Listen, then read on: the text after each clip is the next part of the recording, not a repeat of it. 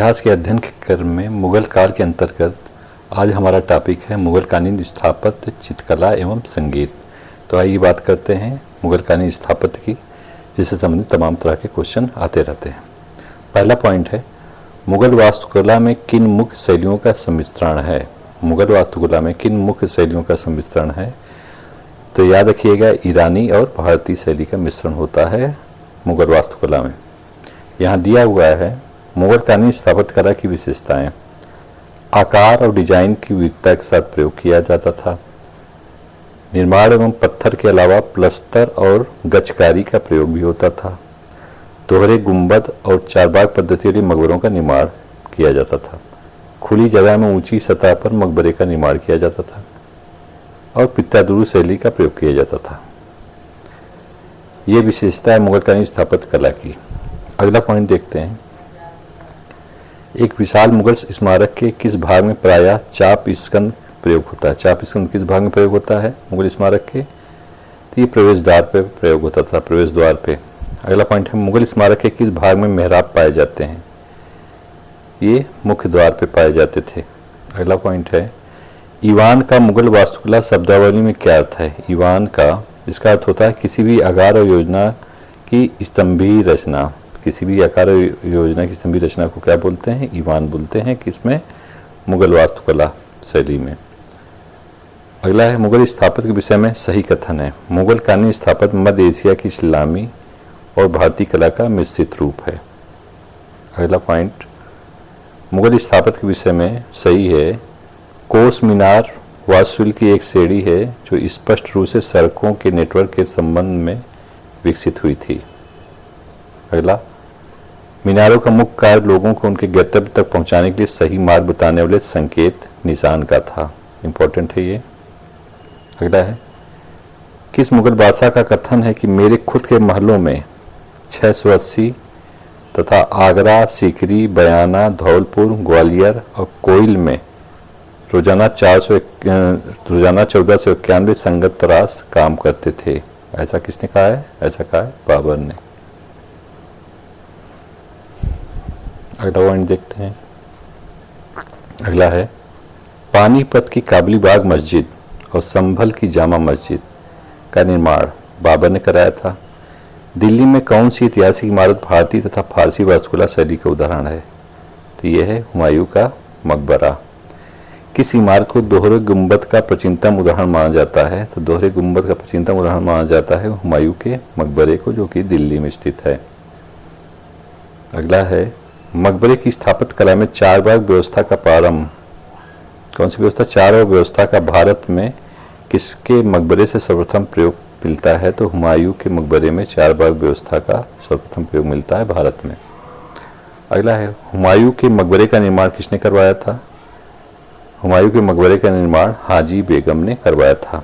अगला पॉइंट, कौन सा मकबरा वफादार पत्नी या उसके स्वर्गीय पति के लिए श्रद्धांजलि का प्रतीक है? तो यह है हुमायूं का मकबरा। अगला है, हुमायूं के मकबरे का नक्शा किसने तैयार किया था? हुमायूं के मकबरे का नक्शा मलिक मिर्जा गियास बेग ने तैयार किया था। अगला पॉइंट देखते हैं। अगला है, शेर शाह का मकबरा, हुमायूं का मकबरा, इस्लाम शाह का मकबरा था तथा पुराना किले में से कौन सी इमारत प्रेरणा में ईरानी और क्रियान्वयन में भारतीय है? ये 4 ऑप्शन इसमें दिया है और पूछा है कि इसमें से कौन सी इमारत प्रेरणा में ईरानी और क्रियान्वयन में भारतीय है? तो ऐसी इमारत कौन सी है? हुमायूं का मकबरा। अगला है, हुमायूं के मकबरे में किन मुगल शहजादों और शहजादियों को दफनाया गया है? तो हुमायूं का मकबरा जो कि स्थित है कहाँ? दिल्ली में। यहाँ से दारा शिकोह को दफनाया गया है, जहांदार शाह को दफनाया गया है, फर्रुख सियर, रफ़ीउद्दर्जाद, रफ़ीउद्दौला, आलमगीर, बेगा बेगम, हमीदा बानो बेगम, इन सबको दफनाया गया कहाँ? हुमायूं के मकबरे में। अगला पॉइंट, दिल्ली का पुराना किला किसने बनवाया था? तो ये बनवाया शेर शाह ने। अगला, किला पुनः मस्जिद का निर्माण किसने कराया? तो ये बनवाया शेर शाह ने। अगला पॉइंट है, किस इतिहासकार ने लिखा है कि सम्राट शानदार इमारतों के नक्शे बनाते हैं और हृदय और मस्तिष्क की कल्पना को पत्थर और मिट्टी का जामा पहना देते हैं। ऐसा लिखा है अबुल फजल ने। अगला है, अकबर की इमारतों में किन पत्थरों का भरपूर प्रयोग मिलता है? तो अकबर की इमारतों में लाल बलुआ पत्थरों का भरपूर प्रयोग मिलता है। अकबर की स्थापत्य की विशिष्ट तत्व क्या है? तो यहाँ लाल पत्थर का उपयोग, हिंदू तत्व, मकबरे के आसपास चारबाग शैली, ये विशेषता थी अकबर की स्थापत्य की। अगला पॉइंट है, अंडाकार गुंबद किस शासक के काल की स्थापत्य कला के विशिष्ट लक्षण हैं?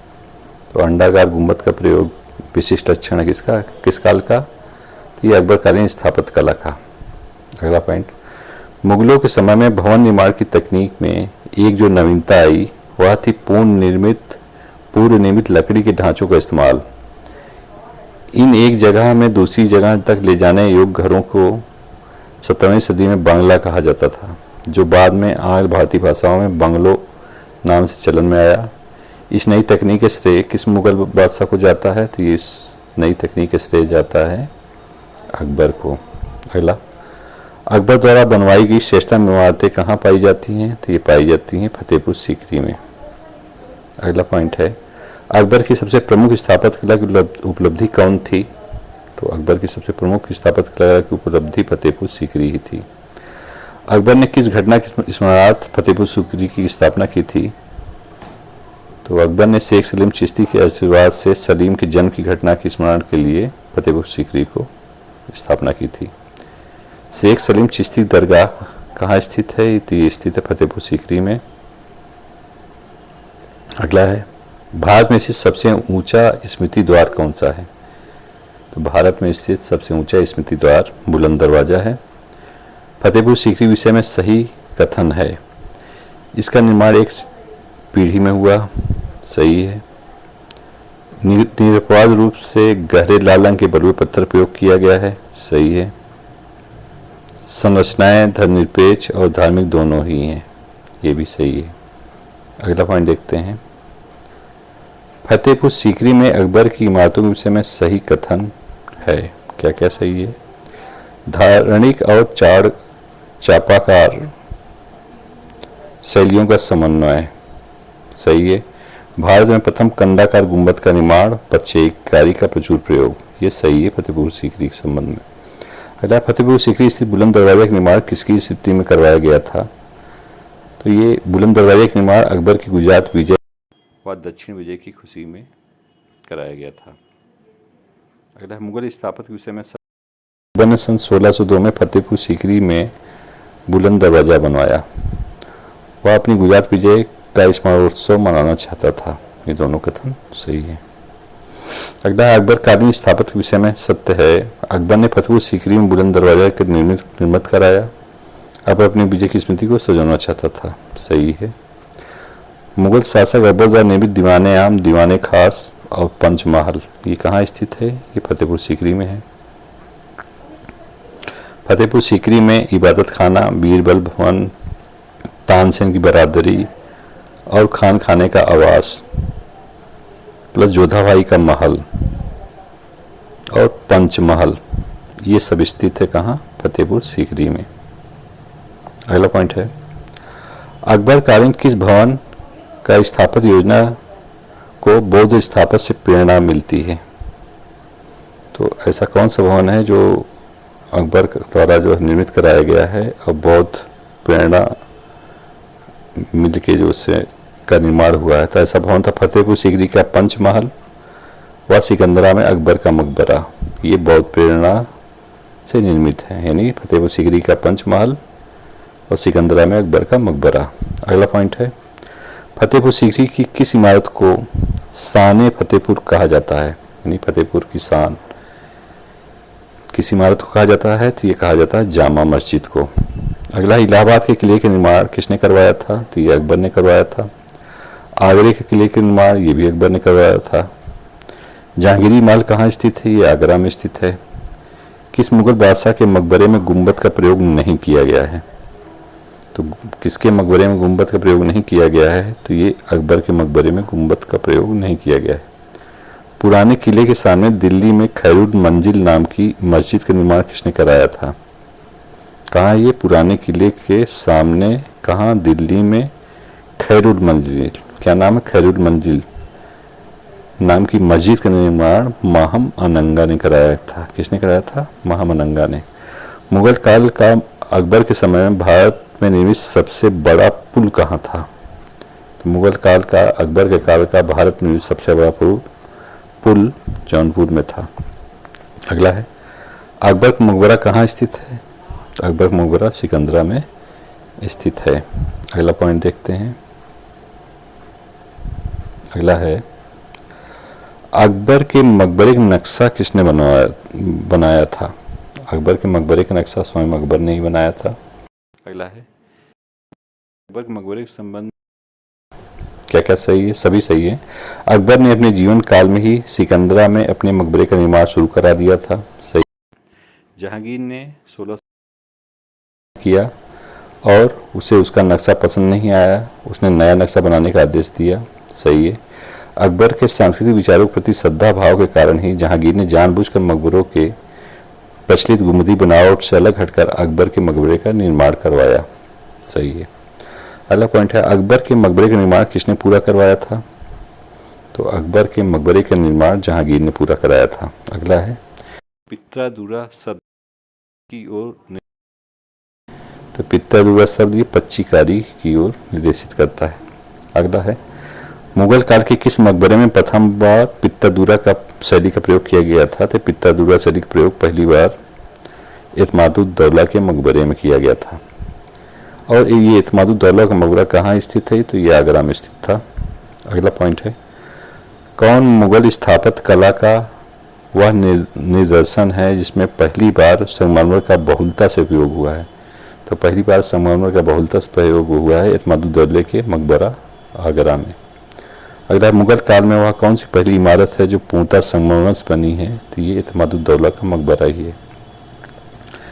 एतमादुद्दौला का मकबरा जहांगीर के समय ही बनवाया गया था और एतमादुद्दौला का मकबरा आगरा में नूरजहां ने बनवाया था। अगला पॉइंट है, किस मुगल शासक ने कश्मीर में शालीमार और निषाद बाग की नींव रखी थी? तो कश्मीर में शालीमार और निषाद बाग की नींव जहांगीर ने रखी थी। जहांगीर का मकबरा कहाँ है? तो जहांगीर मकबरा शाहदरा लाहौर में स्थित है। जहांगीर के मकबरे का निर्माण किसने करवाया था? जहांगीर के मकबरे का निर्माण नूरजहां ने करवाया था। मुगल सम्राटों में कौन सबसे महान भवन निर्माण करता था? तो मुगल सम्राटों में सबसे महान भवन निर्माण करता शाहजहां था। शाहजहानाबाद की स्थापना 1638 में हुई थी। शाहजहानाबाद की स्थापना कब हुई थी? 1638 में। दिल्ली की जामा मस्जिद का निर्माण किसने कराया था? शाहजहां ने कराया था। दिल्ली के लाल किले का निर्माण शाहजहां ने कराया था। शाहजहांकालीन सभी इमारतों में सबसे अधिक अलंकृत इमारत दीवाने खास है। शाहजहां ने अपने किस इमारत में उल्लेख कराया था कि अगर इस जमीन पर कहीं स्वर्गीय आनंद की जगह है तो वह यही है? तो ऐसा शाहजहां ने निर्मित कराया था दीवाने खास दिल्ली में। अगला है, गर फिरदौस बर रुए जमी अस्त हमी अस्तो हमी अस्तो हमी अस्त उपयुक्त लेख मुगल कानून किस इमारत पर है? तो ये दीवाने खास दिल्ली पर है। अगला पॉइंट देखते हैं, हिंदू तथा ईरानी वास्तुकला का सर्वप्रथम समन्वय हमें मिलता है ताजमहल से। अगला है, अगला पॉइंट है, शाहजहां ने ताजमहल का निर्माण किसकी स्मृति में करवाया था? तो शाहजहां ने ताजमहल का निर्माण अपनी पत्नी अर्जुमंद बानो बेगम उर्फ मुमताज महल की स्मृति में कराया था। अगला पॉइंट है, ताजमहल किसकी देखरेख में तैयार किया गया था? ताजमहल उस्ताद ईसा खां की देखरेख में तैयार किया गया था। मुगल वंश की किस इमारत के डिजाइन और वास्तुकला से उस्ताद ईसा संबंधित हैं? तो ये ताजमहल से संबंधित थे। अगला, ताजमहल का मुख्य कलाकार उस्ताद अहमद लाहौरी थे। अगला पॉइंट है, ताजमहल के निर्माण में क्रमशः कौन सा सुलेखकार व गुंबज का निर्माता थे? तो अमानत खां सिराजी व इस्माइल खां ऐसे थे। किसने यह मत व्यक्त किया है कि ताज का नक्शा वेनिस निवासी जिरेनियो वेरेनियो ने बनाया था? वेनिस निवासी जिरेनियो वेरेनियो ने बनाया था, ऐसा कहा स्पेन के पादरी मेरिक ने। ताजमहल को पूरा करने में कितने समय लगा था? तो 22 वर्ष लगे थे। मुगल कालीन किस इमारत को वफादार आशिक का खिराज कहा जाता है? ये ताजमहल को ही कहा जाता है। अगला, एक पत्थरजैसी ने भारत को किस इमारत में उत्प्रेरित होकर कहा था कि उसे जन्नत से धरती पर उतारा गया है? तो ये कहा था ताजमहल के बारे में। आगरा के किले की मोती मस्जिद का निर्माण शाहजहां ने कराया था। लाहौर के शालीमार बाग को किसने पूरा कराया? लाहौर के शालीमार बाग को शाहजहां ने पूरा कराया था। मुगल काल के किस जौहरी विदेशी यात्री ने तख्ते ताउस का विस्तृत ब्यौरा दिया है? तो तख्ते ताउस का विस्तृत ब्यौरा दिया है ट्रेवनियर ने। किस मुगल बादशाह के समय में प्रसिद्ध मयूर सिंहासन निर्मित हुआ था? तो प्रसिद्ध मयूर सिंहासन शाहजहां के समय में निर्मित हुआ था। अगला है, तख्ते ताउस का निर्माण किसके निरीक्षण में हुआ था? तो तख्ते ताउस का निर्माण बेबादल खां के निरीक्षण में तख्ते ताउस का निर्माण हुआ था। अगला है, आगरा की जामा मस्जिद किसने बनवाई थी? आगरा की जामा मस्जिद किसके द्वारा बनवाई गई थी? तो जहां आरा द्वारा आगरा की जामा मस्जिद बनवाई गई थी। अगला है, दिल्ली के लाल किले में मोती मस्जिद किसने बनवाया था? तो दिल्ली के लाल किले में मोती मस्जिद औरंगजेब ने बनवाया था। अगला है, किस मकबरे को बीबी का मकबरा, दक्षिण का ताजमहल या दूसरा ताजमहल नाम से जाना जाता है? तो ये रबिया उद दुरानी के मकबरे को। अगला है, औरंगजेब द्वारा लाहौर की बादशाही मस्जिद का 1774 में बनाई गई थी। औरंगजेब द्वारा लाहौर की बादशाही मस्जिद 1674 में बनाई गई थी। अगला है, मध्यकालीन भारतीय इतिहास के किस पक्ष पर हेवेल, फर्गुसन एवं पर्सी ब्राउन ने लिखा है? इन तीनों ने लिखा कला एवं स्थापत्य पर। अगला, मुगल कालीन वास्तुकला के बारे में किसने कहा कि मुगल काल भारतीय वास्तुकला का ग्रीष्म काल है जो प्रकाश और ऊर्जा का प्रतीक माना जाता है? ऐसा कहा था पर्सी ब्राउन ने। अगला है, मुगल कालीन बाग व उद्यान भारतीयों को एक प्रमुख देन है, क्या कथन है V.A. स्मिथ का। अगला पॉइंट देखते हैं, किस इतिहासकार ने लिखा है कि फतेहपुर सीकरी एक स्वेच्छाचारी की अनुत्तरदायी सनक थी जो एक सर्वगाही वहमी भावना से प्रेरित होकर अतातुल धन व्यय करने की शक्ति की उत्तेजना से पूरी की गई? तो ऐसा कहा है डॉक्टर V.A. स्मिथ ने। इसने कहा है डॉक्टर V.A. स्मिथ ने। अगला है, आगरा फतेहपुर सीकरी दोनों ही लंदन से बड़े हैं, ये कहा था राल्फ फिच ने। अगला है, ताजमहल को किसने भारतीय नारीत्व की साकार प्रतिमा कहा था? तो ये हावेल ने कहा था। अगला पॉइंट, किस विद्वान का विचार है कि ताज एशियाई और यूरोपीय विविधता के मिश्रण का प्रतीक है? तो ये कहा था स्मिथ ने। यहाँ मुगल कालीन इमारतें दी हुई हैं, इमारत का नाम है, उसके स्थान है और शासक का नाम जिसके समय बनाई गई। जामी मस्जिद कहाँ की? संभल की जामी मस्जिद का निर्माण बाबर के काल में हुआ। आगरा की मस्जिद का निर्माण बाबर के समय। काबलीबाग मस्जिद जो कि पानीपत में है बाबर द्वारा। अयोध्या की बाबरी मस्जिद बाबर के काल में। दीनपनाह नगर दिल्ली हुमायूं के काल में। किला कोहना दिल्ली शेरशाह द्वारा।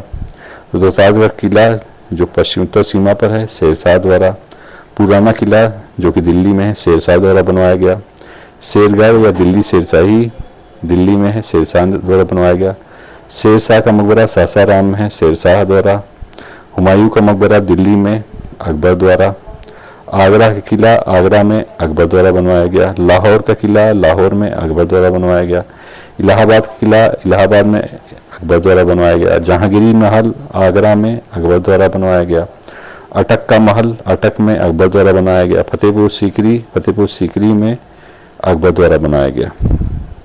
अगला पॉइंट देखते हैं, नोट, दीवाने आम, दीवाने खास, पंचमहल, तुर्की सुल्ताना का महल, खास महल, जोधाबाई का महल, हवा महल, मरियम महल, बीरबल महल, हिरन मीनार, जामा मस्जिद, हाथी पोल, बुलंद दरवाजा, शेख सलीम चिश्ती का मकबरा, इस्लाम खां का मकबरा आदि फतेहपुर सीकरी में अकबर द्वारा निर्मित कराए गए थे। इस पर विशेष ध्यान दीजिएगा क्योंकि पूछता कि इनमें से कौन से निर्मित हैं फतेहपुर सीकरी में, कौन से नहीं, तो ये सभी याद रखना है।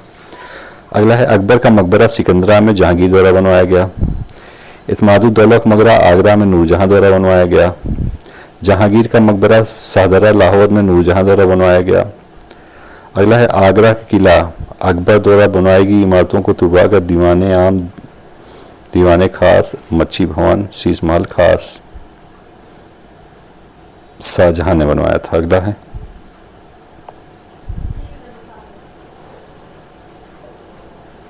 अंगूरी बाग, झरोखा दर्शन, शाहबुर्ज, मोती मस्जिद, नगीना मस्जिद आदि का निर्माण कराया शाहजहां ने। अगला है आगरा के जामा मस्जिद शाहजहां ने बनवाया। आगरा की जामा मस्जिद किसने बनवाया? आगरा में शाहजहां ने बनवाया। दिल्ली की जामा मस्जिद दिल्ली में शाहजहां ने बनवाया। ताजमहल आगरा में शाहजहां ने बनवाया। लाल किला उसके अंदर दीवाने खास, दीवाने आम, मोती महल, हीरा महल, रंग महल, नहरे बहिश्त आदि का दिल्ली में निर्माण शाहजहां ने कराया। लाहौर किले में शाहबुर्ज, शीश महल, नौलखा महल, ख्वाबगाह लाहौर में शाहजहां ने बनवाया। बादशाही मस्जिद लाहौर में औरंगजेब ने बनवाया। दिल्ली की मोती मस्जिद दिल्ली में औरंगजेब ने बनवाया। रबिया दुरानी का मकबरा औरंगाबाद में औरंगजेब ने बनवाया। अब बात करते हैं इसमें चित्रकला की। मुगल चित्रकला की नींव किसके शासनकाल में पड़ी थी? तो मुगल चित्रकला की नींव हुमायूं के शासनकाल में पड़ी थी। किसके काल में? हुमायूं के। वह प्रसिद्ध फारसी चित्रकार कौन था जो हुमायूं के साथ भारत आया था? तो हुमायूं के साथ सैयद अली तबरेजी भारत आया था। मुगल चित्रकला का शुभारंभ किन चित्रकारों से किया? तो मीर सैयद अली और अब्दुल समद ने किया। अगला मीर सैयद अली और अब्दुल समद किसके दरबारी चित्रकार थे? तो हुमायूं व अकबर के दरबारी चित्रकार थे। अगला हुमायूं और अकबर ने चित्रकारी की शिक्षा किससे ग्रहण की थी? हुमायूं और अकबर ने चित्रकारी ख्वाजा और मीर सैयद अली किसके शिष्य थे? तो ये बेहजाद के शिष्य थे। अगला है फारस के किस प्रसिद्ध चित्रकार को पूर्व का रफेल कहा जाता है? तो ये बेहजाद को ही कहा जाता है। अगला एकमात्र चित्रकार जिसका नाम तुझे के बावरी में मिलता है वो है बेहजाद। अगला किस मुगल बादशाह के समय राष्ट्रीय चित्रकला शैली का विकास हुआ? राष्ट्रीय चित्रकला शैली का विकास अकबर के समय हुआ। किस मुगल बादशाह ने चित्रकला के लिए एक पृथक विभाग स्थापित किया था? चित्रकला के लिए पृथक विभाग अकबर ने स्थापित किया। अकबर ने किसके नेतृत्व में चित्रकला का एक पृथक विभाग निर्माण किया था? तो ये अब्दुल समद के नेतृत्व में। मुगल काल में सर्वप्रथम चित्रित पुस्तक कौन सी है? तो अमीर हमजा है। दस्तान अमीर हमजा का चित्रांकन अब्दुल समद द्वारा किया गया था। अगला है कपड़े पर किए गए चित्रण किस हस्तलिखित ग्रंथ से संबंधित है? तो ये हमजनामा से संबंधित है। अगला पॉइंट है दस्तान अमीर हमजा की हस्तलिपि पर किसने चित्रांकन किया है? तो दस्तान अमीर हमजा की हस्तलिपि पर चित्रांकन सिराज के अब्दुल समद ने किया है। अगला किस मुगल बादशाह की राजसभा में प्रख्यात चित्रकार ख्वाजा अब्दुल समद को आश्रय मिला था? तो ये अकबर की राजसभा में। अगला किस एक चित्रकार को अकबर ने सीरी कलम की उपाधि दी थी? तो अकबर ने सीरी कलम की उपाधि अब्दुल समद को दी थी। अगला किस मुगल चित्रकार ने कुरान का 112वां अध्याय कुकुर मुत्ता फूल के बीच पर लिखा है? तो ये अब्दुल समद ने। अगला किस चित्रकार को अकबर ने मुल्तान का दीवान नियुक्त किया था? अब्दुल समद को अकबर ने मुल्तान का दीवान नियुक्त किया था। अगला पॉइंट है मैं उन लोगों से नफरत करता हूँ जो चित्रकारी से घृणा करते हैं। यह कथन है अकबर का। अगला सन 1560 के दशक में अकबर दस्तान हमजा का चित्र निरूपण के साथ चित्रकला की मुगल शैली के निर्माण को संरक्षण क्यों देने लगा? क्योंकि अकबर ने चित्रकला में हुमायूं की अभिरुचि को वंशागत रूप से प्राप्त किया था। अकबर विशेषता पुस्तक चित्र निरूपण में अभिरुचि रखता था। दोनों सही है। अगला दीवान हसन देहलवी कामा राजकंवर कामा तुतीनामा एवं योग वशिष्ठ में किन सचित पांडुलिपियों को अकबर के काल में तैयार किया गया था? तो सचित पांडुलिपियां तुतीनामा और योग वशिष्ठ थी जिसको अकबर के काल में तैयार किया गया था। किसको? तुतीनामा और योग वशिष्ठ को। अगला है दसवंत और बसवंत चित्रकार ये अकबर के समय थे। अगला कौन मुगल सम्राट अकबर के समय का अग्रणी चित्रकार था? तो मुगल सम्राट अकबर के समय का अग्रणी चित्रकार दसवंत था। अगला अकबर के दरबार में दसवंत अकबर के दरबार में कौन कहार का पुत्र था? कौन सा कहार का पुत्र था? तो दसवंत जो है ये कहार का पुत्र था। अगला है किस चित्रकार ने मानसिक संतुलन बिगड़ने के कारण आत्महत्या कर ली थी? तो दसवंत ने मानसिक संतुलन बिगड़ने के कारण आत्महत्या कर ली थी। मुगल चित्रकारों में कौन व्यंग चित्र का विशेषक था? तो बसावन ये व्यंग चित्र का विशेषक था। अगला रूप चित्र किसके काल में विकसित हुई थी? तो रूप चित्रकला विकसित हुई थी अकबर के काल में। रूप चित्र को पोर्ट्रेट पेंटिंग भी कहते हैं। अगला, मुगल चित्रकारों वह को चित्रकार कौन था जो खुद की तस्वीर बनाने के लिए जाना जाता है? इसमें ये थे मनोहर दौलत एवं केशव। खुद की तस्वीर बनाने के लिए जाने जाते मनोहर दौलत और केशव। अगला, मुगल चित्रकला किसके शासनकाल में चरमोत्कर्ष पर थी? थी जहांगीर के शासनकाल में। जहांगीर ने मुख्यतः किस कला को संरक्षण दिया? तो जहांगीर ने चित्रकला को संरक्षण दिया। किस मुगल बादशाह के काल में चित्रकला के सर्वाधिक विकास हुआ? जहांगीर के समय। किस मुगल सम्राट के काल में मनुष्य की आकृति का अंकन चरमोत्कर्ष पर पहुंचा? तो ये था जहांगीर के समय ही। अगला पॉइंट है, किस मुगल बादशाह ने गुलशन चित्रावली का संकलन करवाया था? तो गुलशन चित्रावली का संकलन जहांगीर द्वारा कराया गया था। अगला है, जहांगीर ने किसके नेतृत्व में आगरा में एक चित्रशाला की स्थापना की थी? तो जहांगीर ने अकारिजा के नेतृत्व में आगरा में एक चित्रशाला की स्थापना की थी। अगला है, जहांगीरकालीन किस चित्रकार ने बीजापुर के सुल्तान आदिल शाह का चित्र बनाया था? तो ये बनाया था फारूक बेग ने। जहांगीर के काल के यूरोपीय चित्रकला तकनीक एवं शैली ने मुगल चित्रकला को प्रभावित करना शुरू किया था। यूरोपीय विशेषताओं में कौन एक ऐसी थी जिसका अनुसार मुगल भारत में नहीं किया गया? जिसका अनुसरण मुगल भारत में नहीं किया गया, ये था तैल चित्र की तकनीक। इसका प्रयोग मुगल भारत में नहीं किया गया। अबुल हसन किसका दरबारी चित्रकार था? तो अबुल हसन जहांगीर का दरबारी चित्रकार था। मंसूर और मनोहर किसके दरबार में चित्रकार थे? तो जहांगीर के दरबार में थे। किस चित्रकार को जहांगीर नादिर उल जमा की पदवी दी थी? नादिर उल जमा की पदवी दी थी जहांगीर ने अबुल हसन को। किस चित्रकार ने तुजू की जहांगीरी के मुख पुष्ट के लिए चित्र बनाया था? तो ये अबुल हसन ने ही बनाया था। मुगल काल में पशु और पक्षी रूपांकन के लिए प्रसिद्ध चित्रकार था उस्ताद मंसूर। वह कलाकार कौन था जो जहांगीर के दूत खान आलम के साथ परसिया गया था? तो ये था बिशनदास। जहांगीर ने किस चित्रकार को ईरान के शाह के यहाँ छाया चित्र बनाने के भेजा था? तो बिशनदास को भेजा था। अगला पॉइंट है, किस मुगल बादशाह ने अपनी आत्मकथा में लिखा है कि कला में मेरी रुचि और ज्ञान इस सीमा तक पहुंच गई है कि यदि मेरे सम्मुख किसी भी मृत अथवा जीवित चित्रकार की कलाकृति प्रस्तुत की जाती है, मुझे इस चित्रकार का नाम नहीं बताया जाता है, तो मैं तुरंत बता देता हूँ कि यह अमुक व्यक्ति के द्वारा किया गया कार्य है। यदि एक ही चित्र में विभिन्न कलाकारों द्वारा विभिन्न आकृतियाँ बनाई गई हों, तो मैं यह बता सकता हूँ कि अमुक चित्रकार ने क्या क्या चित्र बनाया है। यदि एक चित्रकार ने चेहरा बनाया हो और उस चेहरे में आँख और भौं किसी दूसरे चित्रकार ने बनाई हो, तो मैं यह बता सकता हूँ कि अमुक चित्रकार ने मूल चेहरा और अमुक चित्रकार ने आँखें और भौं बनाई है। ये कथन है किसका? जहांगीर का। अगला पॉइंट है, मैं किसी चित्रकार की पेंटिंग देखकर यह बता सकता हूँ कि किस चित्रकार ने पेंटिंग का कौन सा भाग बनाया, ये जहांगीर ने कहा है। अगला, किसके शासनकाल में प्रभा मंडल रूप चित्रकारी का विकास हुआ? एग्जाम में आया हुआ। प्रभा मंडल रूप चित्रकारी का विकास शाहजहां के काल में हुआ। अगला, किस मुगल बादशाह ने समय में चित्रों में रेखांकन और बॉर्डर बनाने की प्रणाली का विकास हुआ? रेखांकन और बॉर्डर प्रणाली का विकास शाहजहां के समय में हुआ। अगला, फकीरुल्लाह किसके समय का अग्रणी चित्रकार था? तो ये शाहजहां के समय थे। अगला, किस मुगल बादशाह ने अकबर के मकबरे पर बने चित्रों को चूने से मिटवा दिया था? तो ऐसा किया था औरंगजेब ने। अगला पॉइंट है, किस मुगल शहजादा ने चित्रों का एल्बम रखा था? तो ऐसा किया था दारा शिकोह ने। अगला है, मुगल चित्रकारों ने यूरोपीय शैलियों के प्रभाव में बाइबिल एवं ईसाई धर्म संबंधी किन विषयों को चुना था? पिता रूप में ईश्वर, आदम और हवा, पिलेट के दरबार में जीसस का मुकदमा। अगला, चित्रकला की मुगल कलम भारतीय लघु चित्रकला की रीढ़ है। किस कलम पर मुगल चित्रकला का प्रभाव पड़ा था?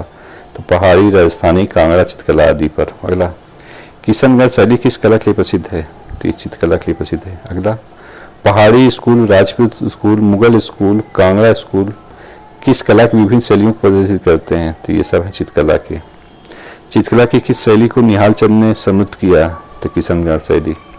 चित्रकारी की कोटा शैली का असरदाता उमेद सिंह था। उमेद सिंह किस चित्रकला शैली का असरदाता था? तो कोटा शैली का।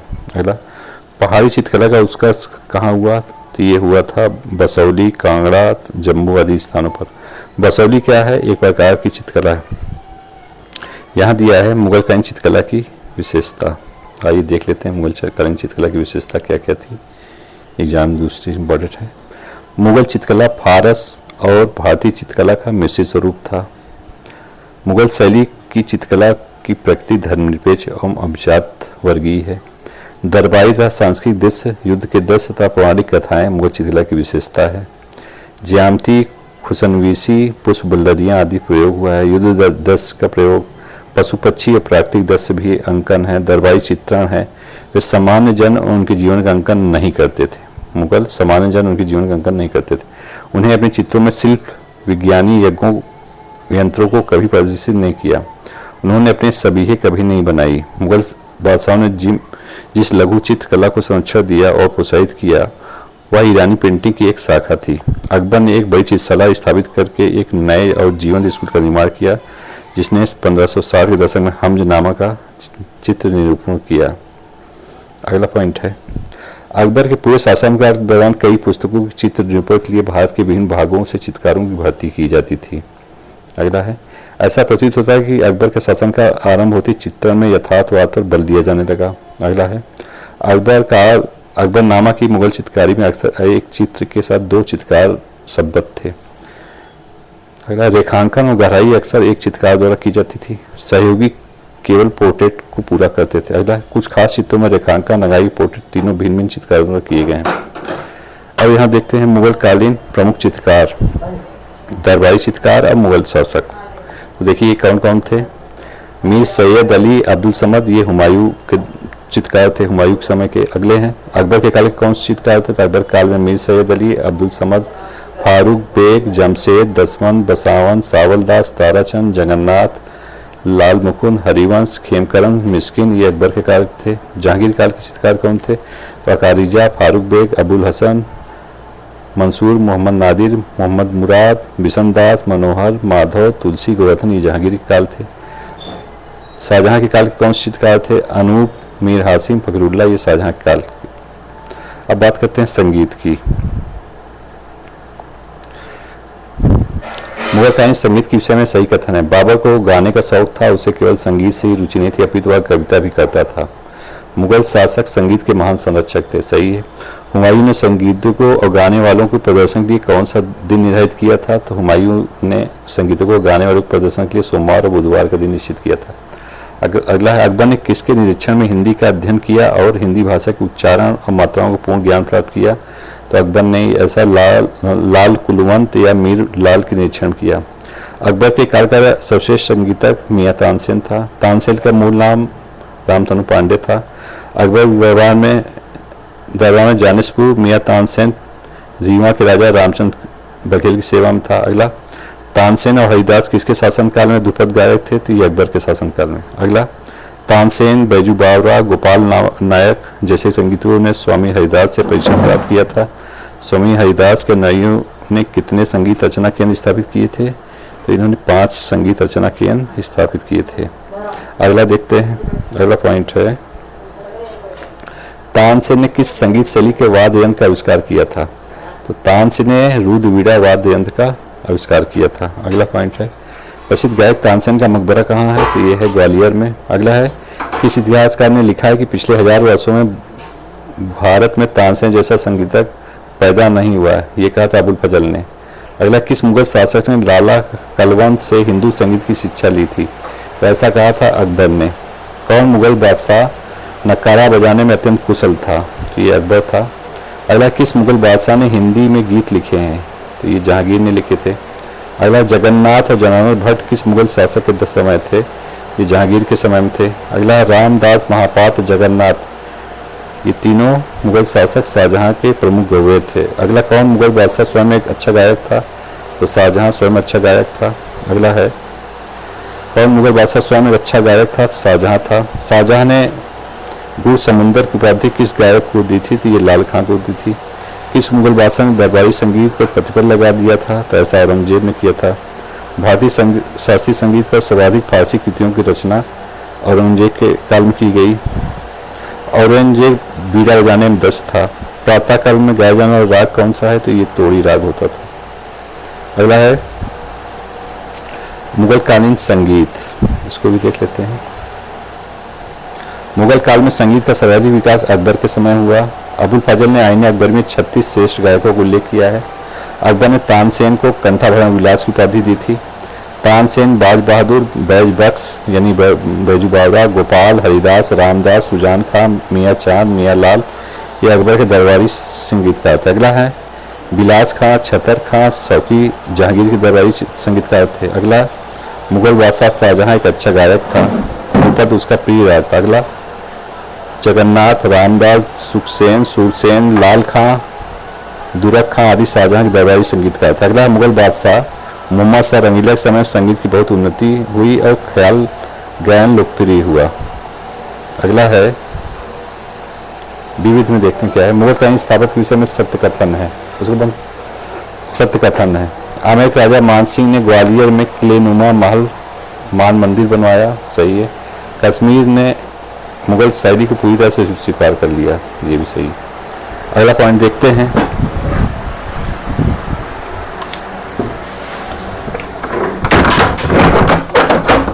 अगला है अब्दुल रहीम खान खाना ने कहाँ का वास्तुकला में महत्वपूर्ण योगदान दिया? इन्होंने बुरहानपुर की वास्तुकला में महत्वपूर्ण योगदान दिया। अगला है मुगल काल के सराय भवनों का उपयोग किसके लिए होता था? ये यात्रियों को ठहरने के लिए किया जाता है। अगला किस मुगल शासक ने अमृतसर में स्वर्ण मंदिर का निर्माण हेतु भूमि दान में दी थी? तो अकबर ने किया था ऐसा। अगला पॉइंट है दिल्ली में खैरुल मनाजिल नामक मदरसे का निर्माण महामनंगा ने कराया था। अगला फतेहपुर सीकरी की इबादत खाना क्या था? वह भवन जिसमें विभिन्न धर्मों के विद्वानों के साथ अकबर चर्चा करता था। गोविंद महल कहाँ स्थित है? तो ये दतिया में स्थित था। अगला है मुगल कालीन निम्न इमारतों का निर्माण कालक्रम रूप से सही है। फतेहपुर सीकरी पहले हुआ, फिर इमादुद्दौला मकबरा हुआ, फिर ताजमहल, फिर दिल्ली का लाल किला। अगला झांसी किला किसने बनवाया था? ये महाराजा वीर सिंह देव ने बनवाया था। अगला बेगम सबनू ने एक अति प्रसिद्ध चर्च यानी गिरजाघर का निर्माण सरधना मेरठ में करवाया था। अगला किस किले को मुगलों ने दीर्घकाल तक शाही कारागार के रूप में उपयोग किया? तो ये ग्वालियर के किले को। अगला बुलदेवों की राजधानी ओरछा का स्वर्ण युग कब माना जा सकता है? तो ये 18वीं शताब्दी की पूर्वार्ध का काल। मकबरों का सही क्रम है, पहला अतगा खान का मकबरा दिल्ली में बना, फिर शेख सलीम चिश्ती का मकबरा फतेहपुर सीकरी, फिर अकबर का मकबरा सिकंदरा में, आसफ खान का मकबरा लाहौर में, ये क्रम था। अगला अतगा खान का मकबरे जिसे उसके पुत्र मियाजिद कोका ने 1566 ईस्वी में बनवाया था, से सभ्य वस्तुविद और सुलेखकार ये थे, साथ खुदा कुली और बाकी मोहम्मद। अगला है सही कथन है मुगल सम्राट हुमायूं 1555 में ईरान के प्रमुख चित्रकारों अब्दुल समद और मीर सैयद अली को लाया था। अगला है अकबर ने एक विशाल चित्रशाला की स्थापना की जिसमें 1560 दशक में हमजनामा चित्रित किया गया। अगला है 18वीं शताब्दी में विशेषकर कृष्ण लीलाओं को प्रदर्शित करने वाला क्षेत्रीय चित्रकलाएं अस्तित्व में आई।